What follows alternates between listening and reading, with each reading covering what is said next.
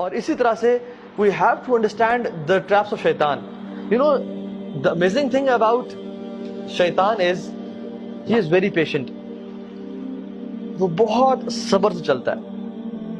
آہستہ آہستہ آہستہ آہستہ آہستہ آپ کو لیتا جاتا ہے حتیٰ کہ آپ وہ ایکشن ہم لوگ کر دیتے ہیں. شروع میں نہیں کہے گا کہ کسی کے پاس شیطان رکھے، نہیں کہے کہ بات سنو نماز نہ پڑھو، بات سنو زنا کرو، کبھی نہیں کہے گا.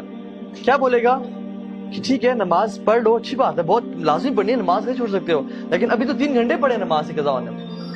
ابھی تو تم یہ گیم کھیل لو یا اس دوست سے فون میں بات کر لو، وہ جو تمہارا کام ہے پریزنٹیشن بنانی ہے وہ کر لو، باتیں پڑھ لینا، ٹائم ہے ابھی. اور آپ کام کرنا شروع کرتے ہیں اور گھنٹے بعد آپ کو یاد آتا ہے کہ نماز رہتی ہے.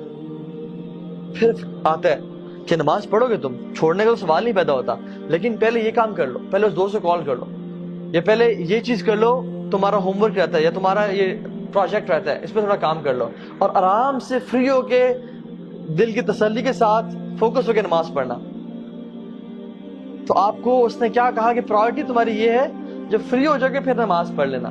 اور آپ اس میں انوالو ہوئے حتیٰ کہ 2 گھنٹے گزر گئے اور آپ کو اچانک سے یاد ہے کہ اوہ نماز چلی گئی. اور پھر آتا ہے کہ آپ کیا قضا پڑھو گے تم، اور اب عصر کی نماز کا ٹائم ہو گیا ہے، تم نے فجر بھی چھوڑ دی، ظہر بھی چھوڑ دی، اب تم عصر کے سامنے اللہ کے سامنے کھڑے ہو گئے، اب کل سے 5 وقت کی نماز پڑھنی ہے.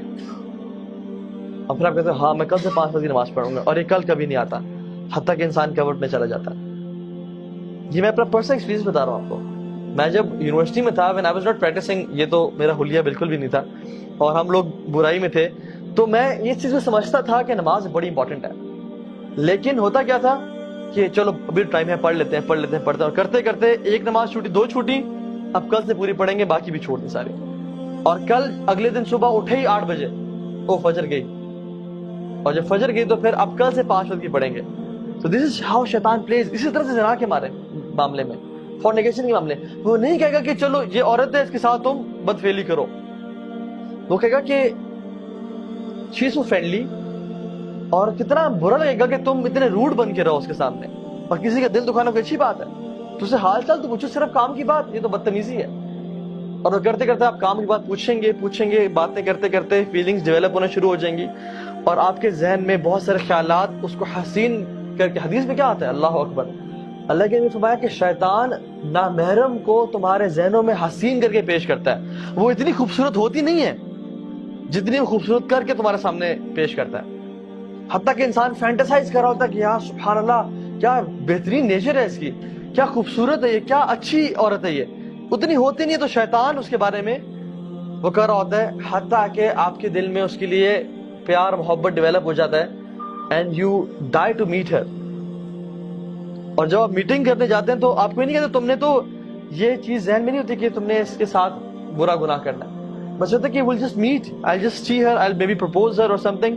لیکن what happens is ہمارے پاس کاؤنسلنگ میں لڑکے آتے ہیں اور کہتے ہیں کہ ہاں بھائی ہمارا ارادہ بھی نہیں تھا، لیکن حالات ایسے بنتے چلے گئے کہ ہم سے یہ گناہ ہو گیا، اور اب کیا کریں، کیا اللہ معاف کرے گا؟ اور پھر آتا ہے اور کہتا ہے کہ اب تم نے اتنا بڑا گناہ کر لیا، اب تم اسے چھوڑ دو گے یا تمہیں اللہ تعالیٰ معافی نہیں کرے گا؟ تم کس طرح رب کے سامنے معافی مانگو گے؟ تم نے تو یہ پرومس کیا تھا کہ میں یہ گناہ نہیں کروں گا. تو اللہ سے بھی نا امید کرتا ہے. آدم علیہ السلام سے اس نے یہ گناہ کروایا نا، لیکن توبہ کروانا، کیونکہ فرسٹ ایکسپیرینس تھا اس کا آدم کے ساتھ علیہ السلام، توبہ کروانا جو ہے نا اسے نا امید نہیں کر سکا. آدم علیہ السلام نے کیا کیا، ربنا ظلمنا انفسنا وان لم تغفر لنا وترحمنا لنکونن من الخاسرین. تو اس نے ارادہ کیا کہ آج کے بعد میں ان کو گناہ بھی کرواؤں گا اور کہوں گا کہ تم اس منہ سے توبہ کرو گے. 100 چوہے کھا کے بلی حج کو چلی.